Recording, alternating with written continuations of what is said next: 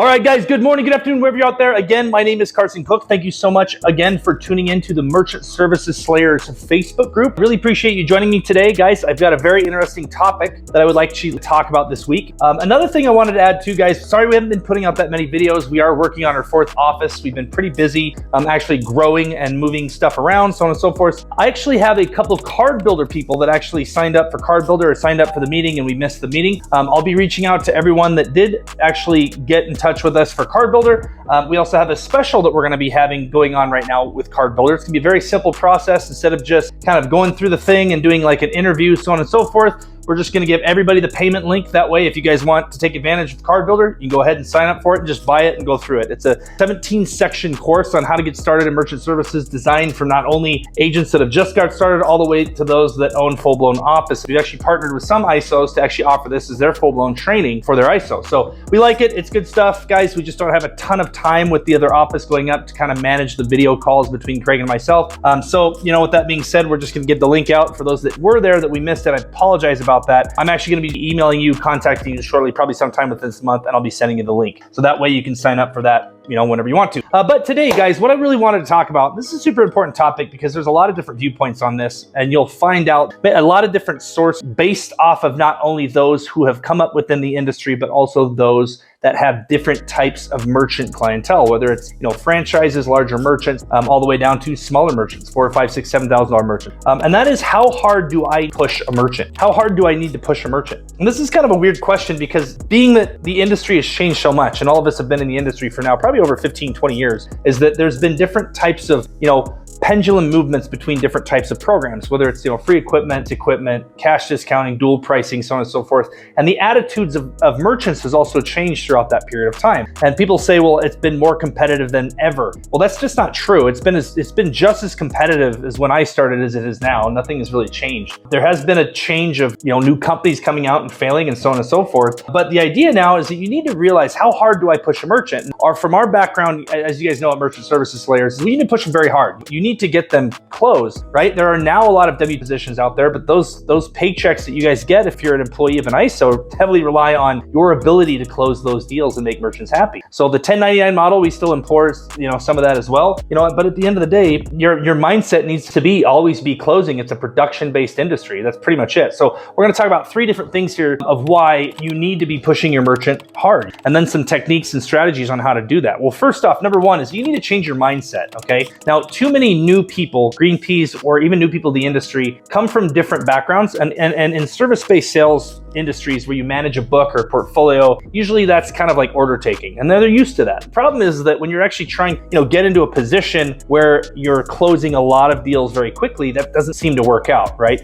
And what I mean by this is, like, if you were, saying, hey, well, I'm a master sales professional, I looked after millions of dollars worth of assets. That's great. You manage that. That's not selling. Selling's different, right? That's like saying the infantry is the one that's, comes into the beach and mows through everything, but then they're responsible for tents and running the operations. That's not what they do. That's infantry. We are the infantry. If you're the ISO runner right now, you're trying to sell as many deals as possible. So you need to get that done. All the other stuff by the wayside. But at this point, you need to change your mindset. You need to treat this situation as if you're a doctor. We talked about this on our morning call today, is that, a doctor sometimes does not care about what the customer necessarily needs or what they want when they know exactly, they've been trained for years of what they need. But people in positions of power within ISOs or been selling credit card processing for long say, we know exactly our product, we know what we sell, pieces, we know our product. At this case, we need to push our customers hard. They're going to be giving us through the door objections, my partner this, that, blah, blah, don't give me a black eye for what another ISO did to you kind of thing. But you need to change your mindset. And if you're new, it's the same thing. You're a doctor. If you've been through any ISO's training and it's even halfway decent, you still had more training in the industry than 99% of the merchants that you are going to sell to. That means that in that case, you are the expert over the merchant. So you should push it hard. If you know you have a good product, you should be able to push it hard. If you're a good doctor, you should be able to push it hard, right? Like, for example, sun bleaching your bum hole is not going to cure cancer. So if it makes my customer feel better, I'm not, as a doctor, going to say, well, yeah, you should do it. It's a great idea. I should say, no, you probably should do this to cure cancer. It's the same thing with merchant services, guys. You got to change your mindset to a doctor's mindset. You should push them hard, be the expert, and you should master your craft. So if you don't know enough, research, get with your ISO, get with a trainer, get as much done, sign up for Card Builder, do what you got to do, right?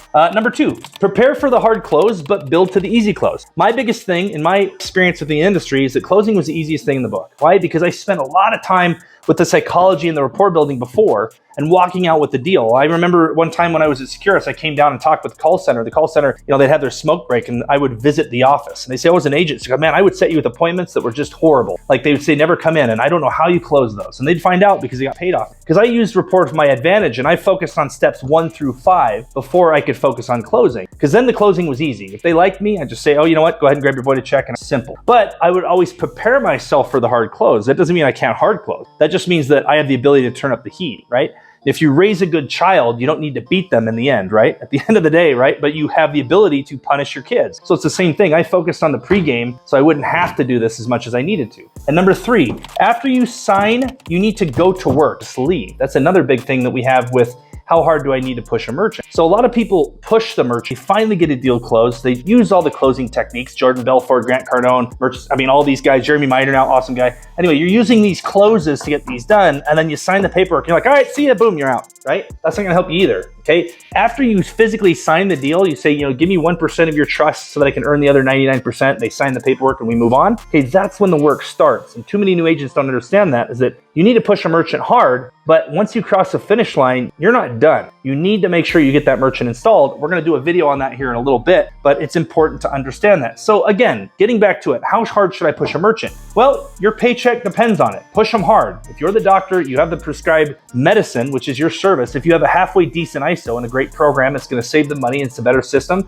and it's cheaper than what they're paying before, absolutely you should push them. You should know what's good for them. You should know exactly what system you have that's good for them, that particular type of business. And you should say, there's no reason to wait to save money, okay? And other than the fact that the idea is that, yes, if I get a phone call with someone saying, hey, you've just won $1,000, obviously everybody's gonna be skeptical. But if I got a phone call from my mom, and she said, hey, you just got $1,000, I would probably believe her. So that means that there's no outcome change at the end. You still get the $1,000. The only difference is that you said yes to one and no to the other. So if that psychology is correct, you can push a merchant into a deal. There's no objection you can't overcome. It's just about training and being able to work that specific objection to that person. Okay, so keep that in mind. How hard should I push our merchant? Push them hard. Other than that, guys, thank you for tuning in Merchant Services Slayers. Again, if you have any more information you want to know any more about us guys, Merchant Services Slayers, check out our YouTube or our Facebook group, and also sign up for Cardbill if you want. It's going to be a very discounted price, guys, but I'll leave the link below. Thanks for tuning in. I'll talk to you soon.